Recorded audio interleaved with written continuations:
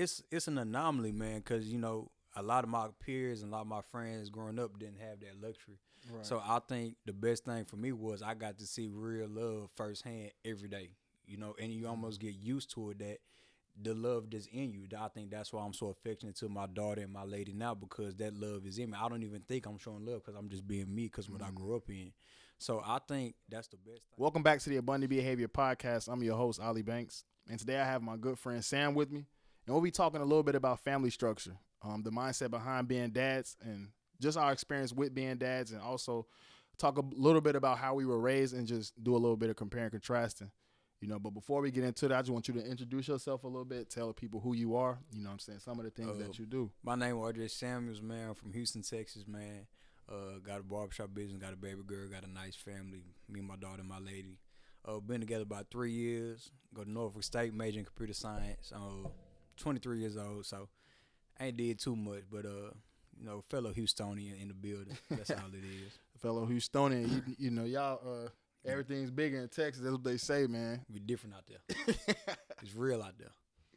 Man, so we talked briefly, and since the topic is family structure, I just got to ask you, how was it? What was it like, growing up in a two-parent home? Not that you can, what I'm saying, compare it to anything else, because that's how you was raised. But just share your experience with people, because I know, what I'm saying, especially black people. A lot of us grew up in single-parent For homes. sure. So for you, how was that?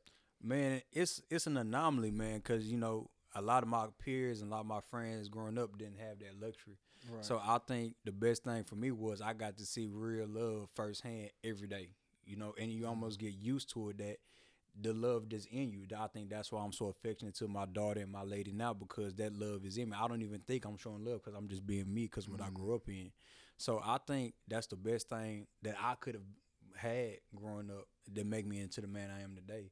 I just think as far as having my mom and my dad, you get the yins and the yangs. My dad was more of the chill type Right. parent. My mom was the The strict disciplinary. one? Yeah, she Right. was the one more drill. I still to this day call it drill sergeant every now and then. But Right. you get that perfect structure. You know what I'm saying? And me and my parents still have a great relationship to this day. Not say we don't have problems as an adult. Mhm.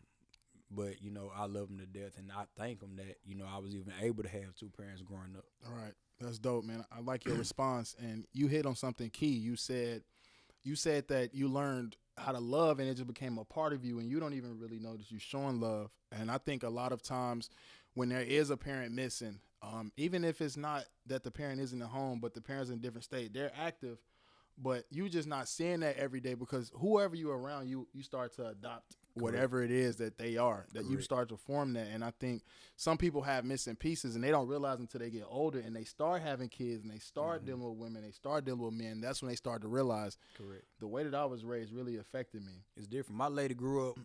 Her father passed away early, so she basically just grew up with her mama the whole time. So even now, we had a conversation about a month ago, and I was telling her. She told me that she just didn't know how to receive affection, and we've been together borderline 3 years. That's You know what I'm crazy. saying? So, she said she had to work on just being open because she never had a man love her how I love her, and just show that love. I always tell her it's not about money, it's not about none of that. We don't show love in that manner. We love them how they want to be loved. My daughter wants to be loved. My woman wants to be loved. But we show that love on a consistent basis. From text messages to flowers to tags to Right. everything, man. It plays a huge part in your family, man. A lot of young men don't realize what they're doing when they break up with their lady or they create these single parent households, man. It's really detrimental, man, in my opinion. Yeah. No, I can definitely speak from that standpoint, just being in that situation myself. Right.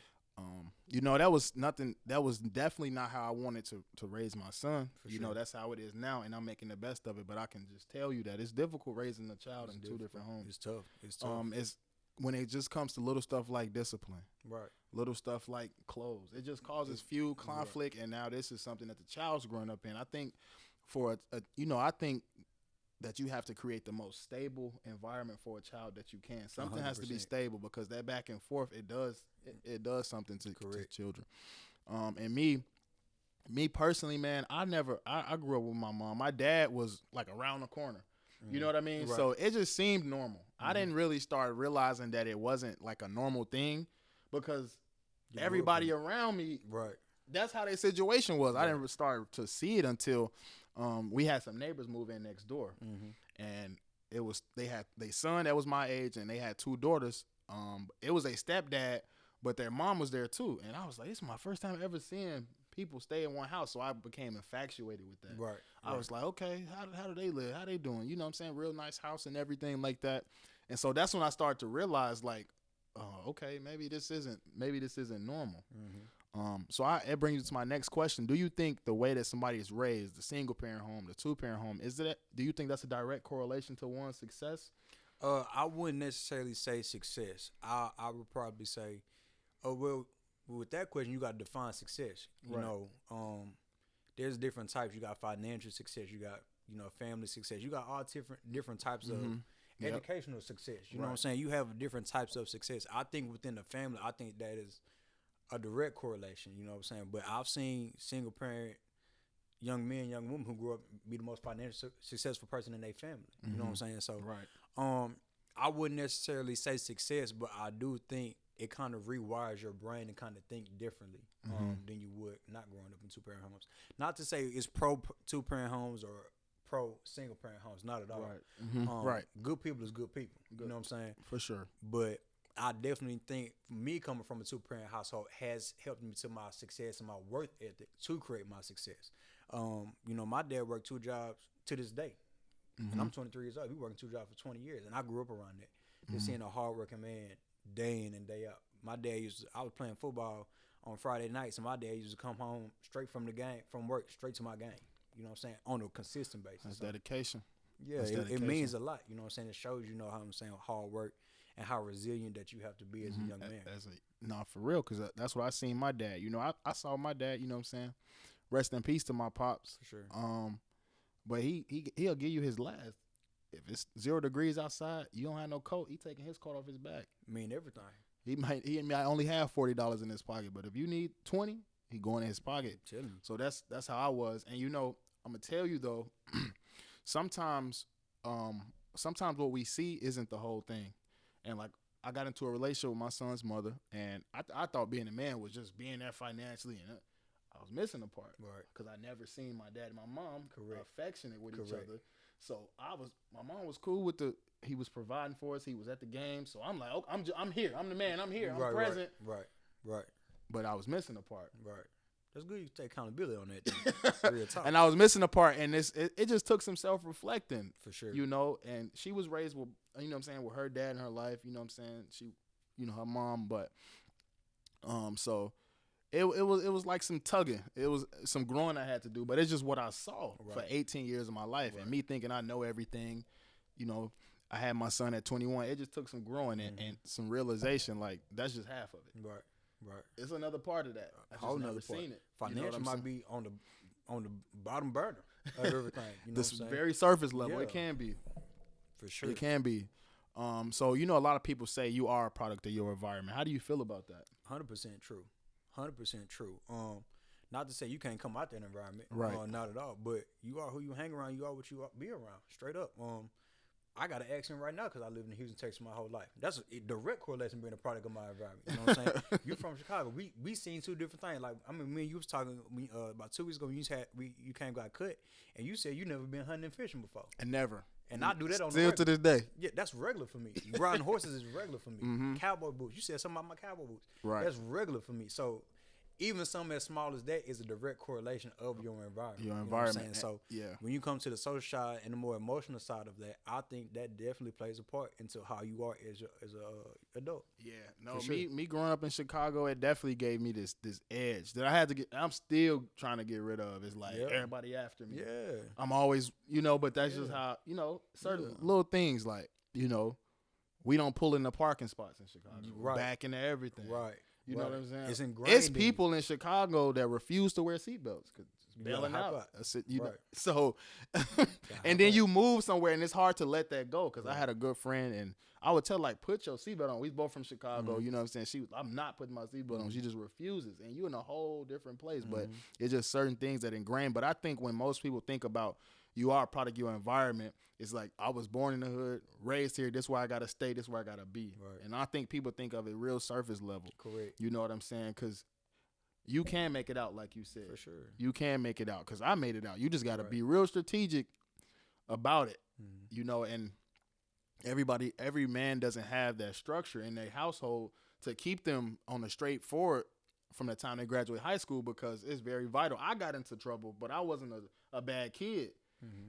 you know, and it got me to the point where I graduated high school and I went off to the Navy. Right. A lot of people, their parents get to a point where they done with their kids. Their dad not there. They're like, their mom like, all right, man, go ahead. Right. Just please stop getting on my nerves. Right. Please stop having the police come here. And I think that's why a lot of people don't make it out of their environment. Is it ties back to the structure in the house. Just well, you know, it's not everybody, but I definitely think it's a direct correlation to the household. Not making it out on time or not getting the opportunities, because if you get caught up in a system at a young age, you're done for the rest of your life. It's over. So I think that that right there is where most people get caught up, right there. At a young age, 18, get a felony. 19, get a felony. You're done the rest of your life. It's hard to recover from that felony. It's hard to recover, and if you don't see anybody positively, you're going to go right back to what you knew. Correct. I just think, man, your environment, man, you got to always have somebody to go to outside your parents.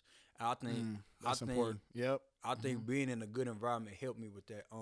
I talk to my uncles, my aunts, family, friends on a daily, weekly basis all the time that I grew up in. My mom's best friend, my dad's best friend, who are like father figures to me, you know, who played that positive role in my life, but they ain't my dad.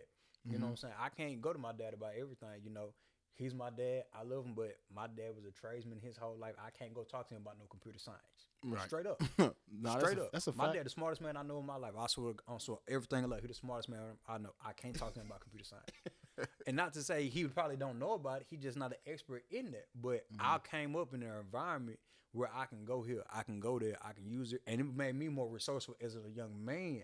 Because not even I'm out here in Virginia, just me and my girls. And it made me resourceful, made me meet people, made me.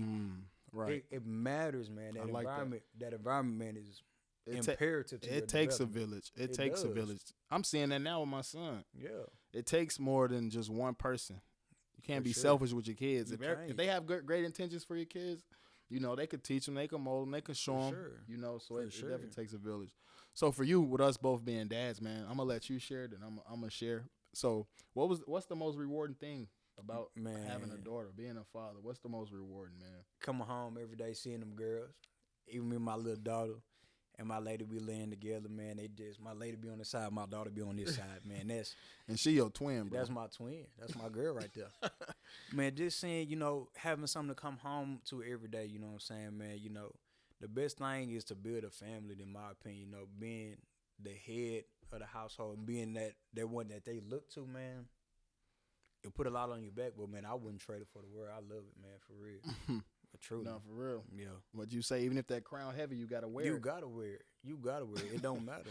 And you like being in that position because obviously that's what you saw. And you know me, I'm the same way. I'm the same way. You know, things didn't work out with my son's mother, but you know, I'm trying to take the necessary steps forward now, For sure. so that I don't make the same mistakes. Because you could be going nowhere fast if you're not learning 100%. from your mistakes. If you just 100%. keep doing the same thing over and over, it's insanity. We Right. all have heard that. But I think for me, the most rewarding about being a dad, seeing my son smile, that's number one. For sure. Being able to implement structure and just be there for him. Right. You know, that's the most. Just be there for him. I want to be that superhero for my son. I think that's the most rewarding thing For as sure, a dad. bro. Yeah. And just be there for him whenever you need me. It's difficult. It get difficult at times. Because sometimes I try to make my son just like me, and I have to realize my son isn't just like me. You. Right. And so Yeah. we you know what I'm saying, I'm learning, and it taught me patience. It's teaching For me sure. patience, and it's forcing me to calm down as a person. You think first now. Every time you're gonna think first. You know, so that was the most rewarding. He just teach me all the time, teach me stuff. He's super funny, you know, and just I love being a dad, man. I don't see why people duck and dodge the responsibility, because in all actuality, it's not that expensive to be a parent. You're gonna get hit for daycare. Daycare gonna hit you. But I mean, even that, man, you know, I and like I told you, man, we take the money out of things, what we do. You know what I'm saying? And that's one thing I'm big on with being the head of my household. It's not nothing that we don't do for money. No, We'll right, go no on pie. any trip. We'll do any experience. We'll go anywhere to eat. I will give my girls the To pay experience for of that a experience. lifetime.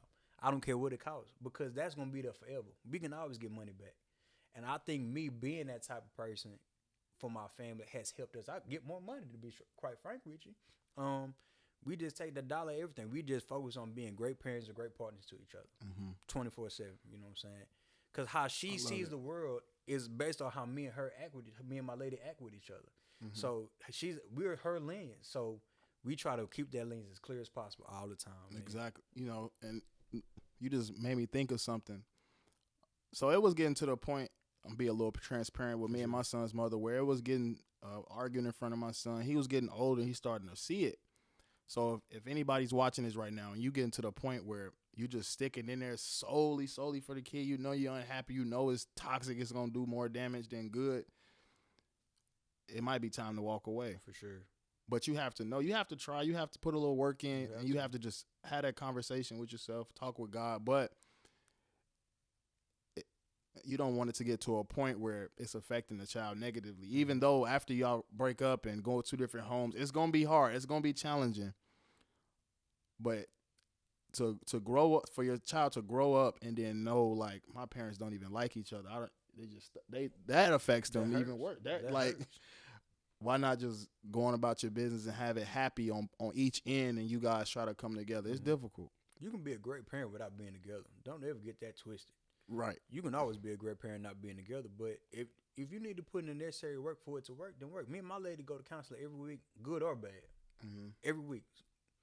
It works for us, you know, but we both had to put in that work. I done got more in my faith, a lot more than when I was when me and her wasn't together. Straight up. To be a better parent, to be a better dad, to be a better boyfriend. I done calmed down a lot more than I was when I was 20, 21 years old. Right. I used to beat the block. Straight up. You know what I'm saying? For real. And keeping God at the center of your relationship, I think that's something that's helped me tremendously. Right. Just keeping God in the center of everything that you do. Like, if you can't bring God into a relationship, then that's probably a red flag. Big red flag. Because it's not going to last. If you're talking about walking down the aisle, it's not going to last. Nah. It's not going to last, because when things get rough and all that love dies down and all that kissy honeymoon phase wear out, now you got to face them problems. Now y'all got to face each other. You really have to live with this person. Correct. So getting in your word, getting in my word is something that helps me a lot. And just staying connected to that, because that word isn't going to change. Never. That love you have for the person might change. Correct. The way you feel on that day might change. But one thing that's not going to change is the word. And if you connect your relationship to the word and you have a basis and a foundation of the word, that'll never change. So that part of your relationship will always be solid. Correct. You know, so I think that's super important that people bring God into the relationship. And, you know, I was going to ask you why you think a lot of, you know, households, they do have the single parent household. Why is that so common, in your opinion? I'm going to be honest with you. Social media, for sure. And I think traditional homes have kind of died down from, you know, the 70s, 80s, and 90s, for sure. Right. Now, that's like without a saying. Because of that, you know, my mom had both her mom and her dad. My dad didn't, but you know, my mom's friends, and they had both their parents. You know, granted, it was different. You know, the mom might have stayed because the dad was providing financially, and it was different back then, back for women at the time. But I think that's probably why, in my opinion. And to be honest with you, being in a 2-parent household and relationship is work, bro. It like, is. Love don't keep no relationship together. Like, it's times I do not like my lady at all. Like, it's times I don't like my lady for weeks. But we may not be happy today, but hell, we'll be happy tomorrow. Like, that's how I look at it. You know I got a good woman. I know we got a great dynamic going on. This just right now. I'm thinking big picture. You know what I'm saying? So, you know, you got to be humble and put your pride to the side. I think that's big for a lot of. That's tough for a lot of people, especially for men. Super prideful in relationships. You got to put your pride to the side and take some accountability and understand where you wrong it, because you'll never ever be always right in a relationship, man or woman. Women say woman's always right. That ain't the case. Man or woman ain't gonna never always be right in a relationship. But in order to make that dynamic work and have that 2-parent relationship, you got to be able to put your pride to the side and be humble and understand where you going wrong at. And how you can help. I think that'll open up your lady more to even being with you or being this type of woman towards you, because like I told you, I take pride in providing and protecting my ladies, not just financially, but the whole spectrum, emotionally, intellectually, everything, mentally, everything. I take pride in that. You know what I'm saying? But I don't know everything. You know what I'm saying? Right. I always tell her I got a vision and I kind of know where we're going, and my lady kind of navigate and help us get there. That's the kind of dynamic we got. But I just put my pride to the side, man, and just take the good with the good, take the bad with the bad. I give her a soft landing. She mess up, let her be able to come back and apologize and right her wrongs. Don't hold no grudge over her. All right. You need to be able to do that. I mean, that's stuff I learned in counseling. So No, that's straight up. counseling gonna teach you something right now, as opposed to you just going through it and it taking you years to learn it. I'm trying to tell you. That's crazy because a lot of that stuff isn't stuff that I knew when I was with my son's mother, but it's stuff that I know now. It's like sometimes you do have to put your pride aside. Sometimes you will have to like let the other person have it. And a lot of people like, I'm not, nah. Pick them battles, man. Everything ain't worth fighting. Everything ain't worth fighting. She drop a bowl of rice on the floor. It ain't worth going crazy over. It's a little stuff, you know what I'm saying? But it's like, you out working all day. You come home and it's just little stuff that irritates you. You just gotta know, like, you gotta know how to just stand 10 toes and just be cool about it. Is that something that being a dad taught you that you didn't really know about yourself before? Grace, and not to my daughter, but to my woman. I think that's one of the biggest things. Your partner gonna mess up. And that was one thing I was big on because I wanted her to be this certain way. Perfect. I felt like I was being this type of man. I was doing all this, and I needed her to do that, and that. And she was messing up. So I'm not gonna say she was messing up so much, but she was messing up. But I was crucifying every mess up. I had to learn to give her some grace and let her just operate her. She has kind of this quiet confidence. I'm more loud, extrovert type person. So I had to learn who she really was mentally. You know what I'm saying? My lady fine as hell, in my opinion. Physically, so I knew who she was physically. Right. You know what I'm saying? But I was young, 2021, 22. And I didn't know who she was mentally. And I think that's one thing I had to learn was give grace to her. And one thing I really did learn was not necessarily being soft or passive, but understanding that when you be with your ladies and you talk to your ladies and you that person for your ladies, they gonna always come to you first. Yep. So you got to be able to be that beacon and be able to be that safe spot all the time, and you can't mess up. I always been a patient dude coming up. Patience wasn't something that taught me. Affection and love wasn't something I think having a daughter taught me. I probably think it enhanced it, if anything. But grace, man, I definitely think grace is the number one thing, and forgiveness for sure. No, don't tolerate no disrespect, nothing like that, no cheating, nothing like that. We ain't going for none of that. Exactly. Small stuff, man. Just give her some grace, man. Just let her operate in who she is. You know what I'm saying? If you got a good woman, she'll operate in her wifely duties if you're doing your job. No, that's facts. Sure. I think a lot of people get caught up in trying to be the perfect parents as well. Like, I need to do this, and this, or this, and this. Is there such thing as a perfect parent in your opinion? No such thing as a perfect parent, especially if it's your first. You always gonna mess up to some shape or form. Yep. I just think with being a parent, you don't strive to be the perfect parent. You just try to be the loving, the caring, affectionate parent, and listen to your kids and just be a good person to your kids. You know what I'm saying? Your kids are your equal. You know what I'm saying? I know a lot of people coming up saying, "Oh, you're not my equal. I'll birth you. I'll take you out." How many times you probably heard that? You know what I'm saying? Like we ain't even. For sure. Yeah, we not running none of them routes. Like me in my household, straight up. My daughter is undeniably probably the most important thing in our life, me and my lady's life. So, you ain't gonna never be perfect, bro. If you ain't gonna be perfect as a person, what make you think you're gonna be a perfect parent? Right. Everybody's gonna make mistakes. And I think that was the biggest thing that I had to learn too is unlearning the things that I was taught by my mom, my dad, how you parent, how you raise, and just try to find my own way right now. Like being super aggressive is like being on my son 24/7, hitting him for everything is something that I had to reverse because I was, and I'm teaching myself more patience.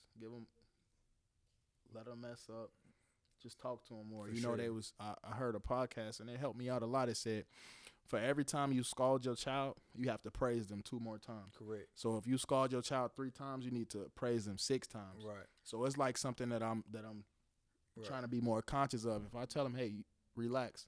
Hey, you did a good job, man. You did a good job. Build them up. Me and my lady, we practice this 5-to-1 ratio. For every one bad mess up, a bad argument we have, you gotta do 5 positive things to kind of balance it out. So that's right what you're saying, man. You gotta build Yeah. up your kids, man. Because it's gonna be super important. It, and I don't want to hurt my son's pride. I don't want him to be afraid of nothing, timid.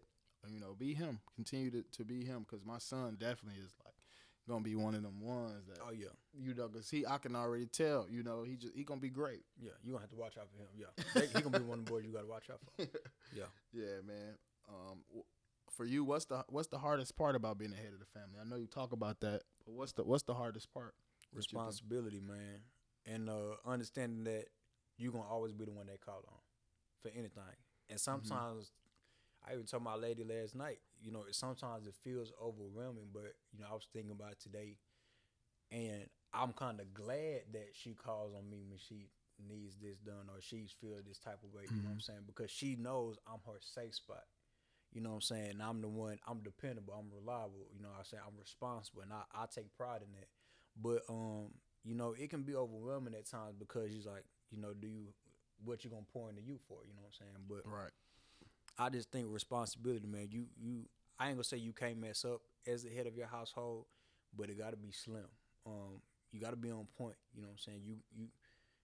You got to create that environment for your family to where they can thrive and be happy. That's on you at all times. Right. Period. Like, it ain't about the paying bills. It ain't about none of it. It's about you creating an environment to where your family is happy outside of you. And I think that's what's probably one of the hardest things to try to keep that. But, you know what I'm saying? You work every day. We work every day on it. Just maintaining it. Maintaining, keeping a good mental, do little stuff that makes me happy without my family. To try to keep the yins and the yangs going, Right. the balance going. But 100% responsibility, man. 100%. Yeah. Yeah, I think that is the biggest thing, because it's like at the end of the day, it all comes down to the man, in my opinion. Like, For sure. you make a wrong, and then like you gotta eat it. You make a wrong decision, you gotta eat it. You gotta do it. It's right, stand on it. If it's wrong, stand on it. Don't be back and forth. Don't be lukewarm. Don't be 1 foot in and 1 foot out. Yeah, don't teeter. If you teeter, that's when you end up messed up. So stick to your decision, make it, stand on it, and I think it's a lot of pressure on the man's shoulders. Is like, this go right, it's gonna go right. But if it go wrong, hey, clean it up, Hey, start it over, and do it again. I think, and that's the biggest thing for me, is just knowing, like, hey, that's on you. I can't blame nobody else. Take full accountability, chest up, chin out. Take accountability for anything and everything, even my part in everything, So that's something that I've learned to start doing, is taking accountability for everything, even if it's so little as like you run a traffic light. And you oh man, that light always doing that. Yeah. Take accountability for little sure, things, for even sure. if it's outside of your control. Oh, that's my bad. Yeah. Because it does something for your confidence. I'm a man. Check that ego. Because how you do one thing is how you do everything. How you do everything. Yeah. So, Yeah. so that's the biggest thing, is just taking accountability for every little thing. I'll take my, and that's helped me, and feud in arguments as well. Because I apologize. I did this. I should have did this better. I take my accountability for my part. I used to you, and like you were saying, you patient with your lady. You had to learn that. I had to. My son's mother, I was just always, you need to just, I wasn't standing on business. Yeah. I just wanted one sided so I could just sit back and chill. Yeah. And wait for the next thing that needs to be paid to come around. You know what I'm saying? Yeah. So, like you were saying, like, what are some things you do to keep your mental intact, though, like outside of your family? Like, what do you like to do? Man, I think me being a barber, I think, that helps out a lot. Because I don't do it for money. Really? That's dope. Yeah, I don't do it for money. It helps that I'm getting paid. I don't do it for money. Sports betting, little gambling, feed the rush a little bit. I ain't gonna lie.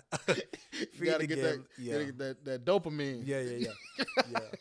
Yeah, that helps. I stopped smoking and drinking though. I stopped smoking and drinking. I just want to be in more control on my head, my body. Yeah, that's facts. But working out, you know what I'm saying, watching sports, being with my little girl, to be honest with you, I think that kind of helps out a lot. Just good, quality father-daughter time without my lady. You know what I'm saying? I think that helps out a lot. But that's dope, man. I want a daughter so bad, bro. It's I want a daughter I'm so glad bad. I had it for my first. It was the best thing that could have happened to me. That's dope. But just little stuff, going out to eat, trying new restaurant spots. I'm a foodie slick. I like traveling. I like driving. So Just Yeah, little. like you said, you just drive and just I just get up and go sometimes. just drive. Yeah, just That's get up dope. and go. Mhm. Yeah. For me, man, I like to hit the gym a lot, Yeah. but mental health is something that you have to maintain. Like I was saying earlier, I had a trigger the other day where it was like I couldn't control my anger, and and I did something I regretted. Well, I don't regret it because I stand on everything that I do, but I should have done it in a different way. For I sure. shouldn't have let my emotions take over me like that as a man. You know what I'm saying? And you got to stay in your body and know that. And so I was like, okay. So I went and got me, I went to the VA hospital and I got me assigned a therapist. For sure. Because that's something for a long time. I was like, yeah, I got my mental health under control. I'm going to hit this gym. I'm going to let that go.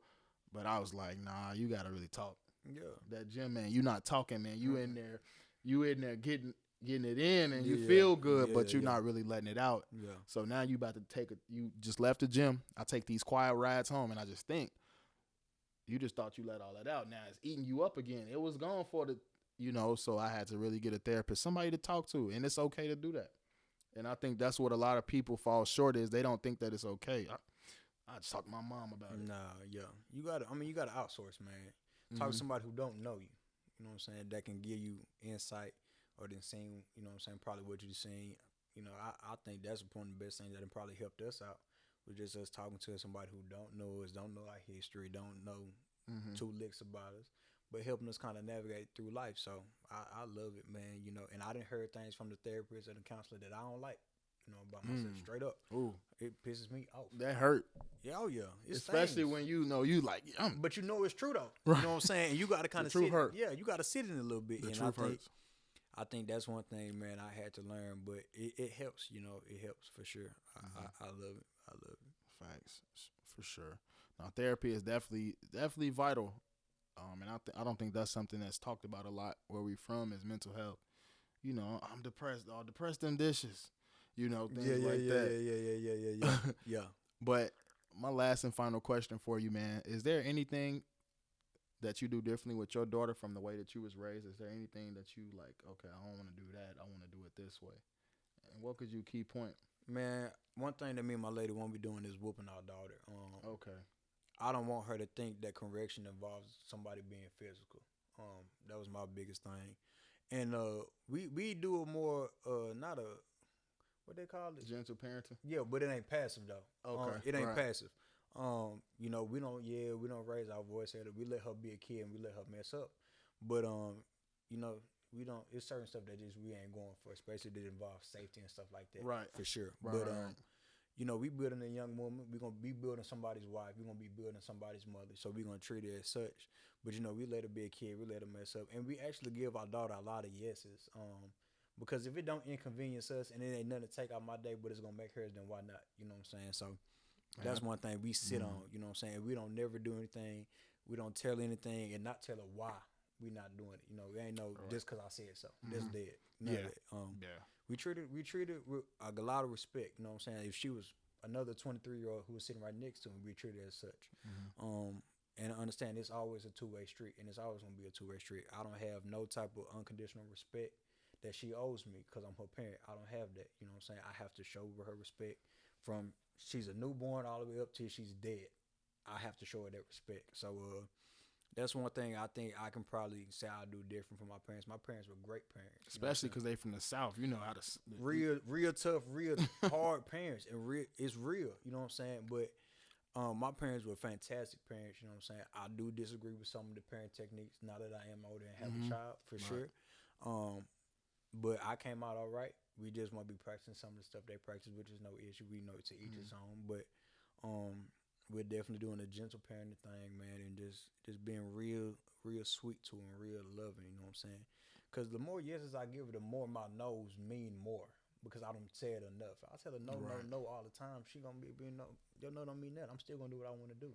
But when I tell her no, after I done gave her 1,000 yeses, she respect that no. Okay. You see what I'm saying? So that's one thing I think we're doing different than my mom. I like dad. that. And what I do differently is if I tell my son no, I try to explain to him why. For sure. I don't think my mother didn't tell me why enough. Like, and I was always why. Yeah. Well, because I said so. But when my son he asks why, I say because the X, Y, and Z. Right. And then he said, well, I said, Angelo, I already explained to you why. Now, please just do it. Right. You know what I'm saying? Right. I've already explained to you Right. what I want and why you can't do certain things. Now, just leave it at that. You know, because I learned from listening to 19 Keys recently, not even recent, just over the years, that the why is the creation factor in everybody's brain. For sure. Everything that was created started with why. Mm-hmm. Well, why is the doorknob like this? Why shouldn't it turn? Why couldn't it just go down? Why can't you push the door? And those whys turn people into millionaires. Mm-hmm. So I don't ever want to break his why, make him think like he can't ask people why or question things, because my son is very creative. So one thing I don't want to do is ruin his creative mindset, because I know how important it is in this world. Because without the vision, people perish. It says that in the Bible. Right. So I want him to keep his vision. I like that my son's mind runs crazy. It does. 24/7, my son going crazy. He will talk your ears off, you know, but it is affecting him in school right now a little bit. He's working, doing his work, but he's disrupting everybody else around him because he's just going and going. But I know, but that's gonna be his purpose when he gets older. He's gonna be speaking and talking. Gift of gab. You can't beat that. I never want to break it. He likes to hum. He likes to sing.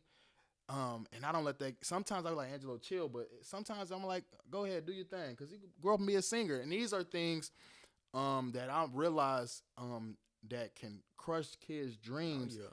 Just little things like that. Like my dad never liked me humming when I grew up. I really thought I was a good hummer. I just wanted to be the best. Correct. And so I tell him why he can't do things. I explain it. And then I just let him, I let him be him. I let him explore things. Like right now he in baseball. I don't think my son really want to be a sport guy. I think my son like playing video games. But I'm still trying to push him and see what he like. You know what I'm saying? He'll grow into it. He'll grow into it. Yeah, for sure. For sure, man. But this was definitely a dope conversation. I appreciate you for coming out, bro.